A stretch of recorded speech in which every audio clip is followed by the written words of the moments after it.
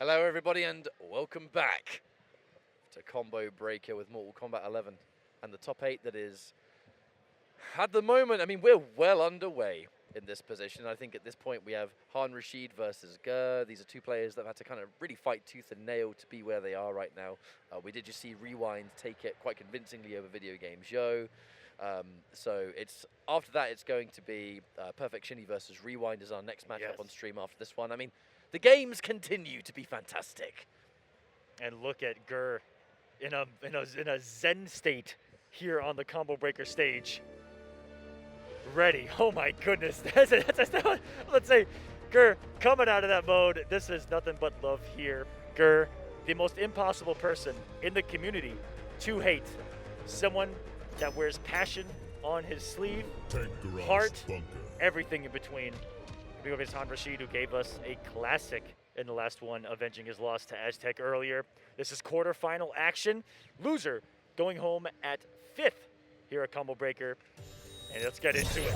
The matchup gonna be the Fujin Wind God and the Time Lord himself, the immortal. You are Kronika's crowning achievement. I am her will perfected. So much for intelligent design. Ooh, the burn from Savage Fujin. roast, mate. But Gur, the biggest thing about him being able to play Garrus in this manner is just having the tools to fight most of the cards means that if you just have wonderful experience versus someone like Rashid, you kind of already halfway know what you're supposed to be doing. And Gur and Rashid, I mean, I imagine they've fought each other many times online. These are two regular attendees to tournaments. Gur, the kind of play that does that. What? That was a delicious little pickup. We got some guaranteed damage there, breakaway 2, and Gur, is he going to be affected by the loss that he just had to this character, Fujin, who is almost anti-Gur playstyle, right? You cannot stop Fujin from coming in. You cannot keep him away, but for so long. 6.11 HP and a dream, and it won't be enough as Han takes round number 1. This is the best. This is one of the cleanest I've seen Han play in quite some time. It's time to do it. When you're in loser's bracket, it's do or die. You're out. You know, if you lose the set, you're going to be more than aware of that himself. And Kazma's he's still falling plugged after that. I don't even know what to say. What I wanted to say is that everyone knows what Rashid is capable of and has for quite some years. And it's almost as if every time he didn't have this result, people were surprised. And no one's won that's 300. Have a nice day. I love how we'll just be having a conversation. Yeah, I don't even know what I was talking about. We're like, oh yeah, by the way, that's going to KB. Yeah. Speaking of which, let's just sit back and enjoy. Ending things with that nice little side switch, getting down 2 for the launch. The down 2 from downtown. Get me out of that sound clone. There's Johnny Cage in the background and popping off.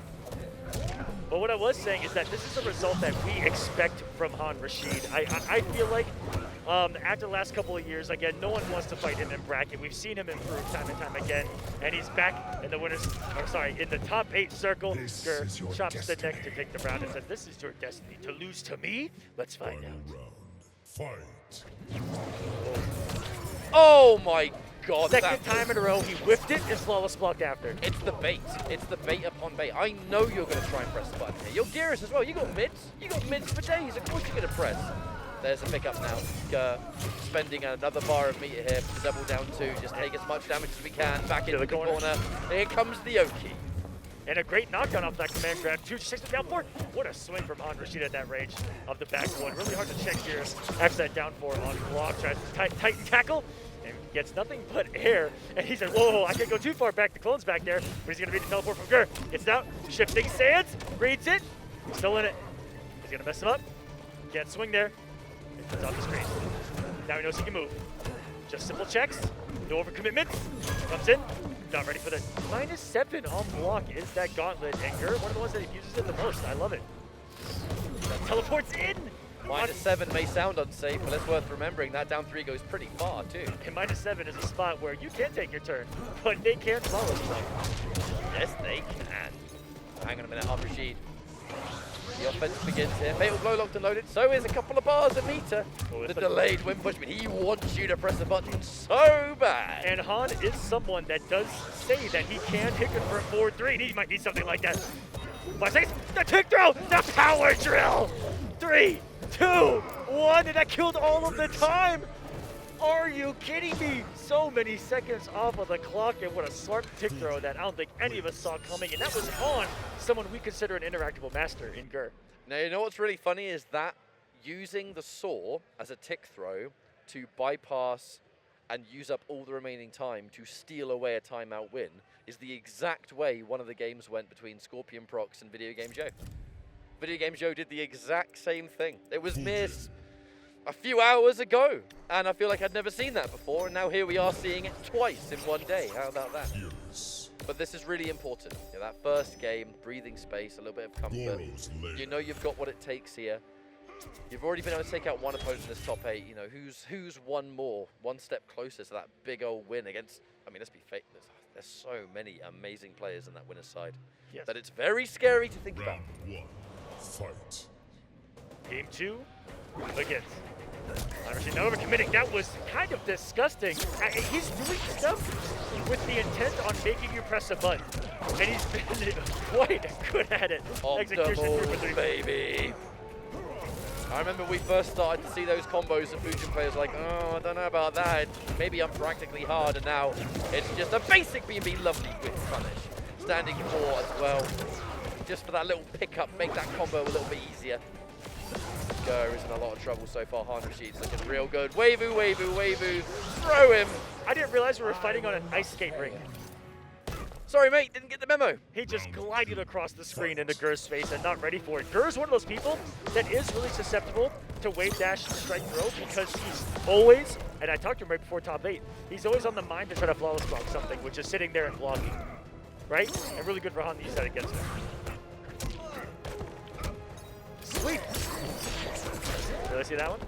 Instant jump in. I think really trying to challenge a potential breakaway that might have been there. There's the counter poke flawless block. Something Gur is rather famous for at this point. Command grab ender. Right. What's the mix-up? Is there going to be a mix-up? Wake up forward 3. Not the first time we've seen that today. Clearly a bit of matchup knowledge. Corner ender though once more. Loving the knockdown frames. I mean, that's becoming rather common with Fuji players these days. That escape fail too. That's even scarier. Both hits the kill. Tight tackle not close enough to 300, but hey, 150 is some decent damage. Welcome back with the down 4 gets absorbed. Every poke that gets absorbed by that aerial cyclone, and Angel loses its wing somewhere in Earth Realm. That is an absolutely phenomenal break there from Gur. It saved his skin and it kept him in the game. That could have been either direction, thanks to Fujin. So with his stand 3 puts on the clone, he's gonna teleport. He baits it. Oh, in, out, out, in, gets the air there. No sand trap. Didn't have. Oh, you know what was there? Oh my goodness, was it sand trap? Was it fatal blow? It could have been either or up the jump kick. No OS from Gur. It's gonna cost him. And that was really scary as well, going into the immediate skywalk by itself, because on Rashid, he was mere frames away from having the meter to amplify it, which is normally the only reason you would use that. So that was almost a critical miscalculation of the resources, but Gur didn't capitalize. That's unfortunate, and now has to make a reverse sweep. We're in the top 5, technically, of this top 8. I want to make a quick note on the character variety that we've seen as well. I mean, just in this top 5, we got the Geras, we got a lot of Fujin, we got some Cabal action, we got some Cetrion action, Rewind we've seen all over the place. In the top 8, we've seen the Kotal Khan. In the top 16, we saw the Kano. So we're seeing some of the big bruisers, and then we got kind of, again, all over the place. We got Cetrion, we got a little bit of zoning, and then whatever the Twins use in Winners Finals, who knows. But right now, we are locked in at 2-0 for Han Rashid and trying to press the buttons after the down 1 of Gur. He's gonna send it back to the clone. Time to guess.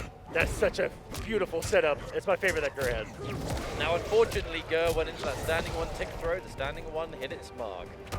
Really the double-edged sword of going for a mix-up like that. You open yourself up to punishment, I think. Have you noticed that in this tournament, I feel like the most times I've ever seen someone go for a tick throw and people just get hit by the poke? Yeah, it's happened at least twice. Absolutely. Now there's the pickup. Big damage. Oh, absolutely. And importantly, keeping him in the corner too. Whee! Let's check it down for it. And the range he does that.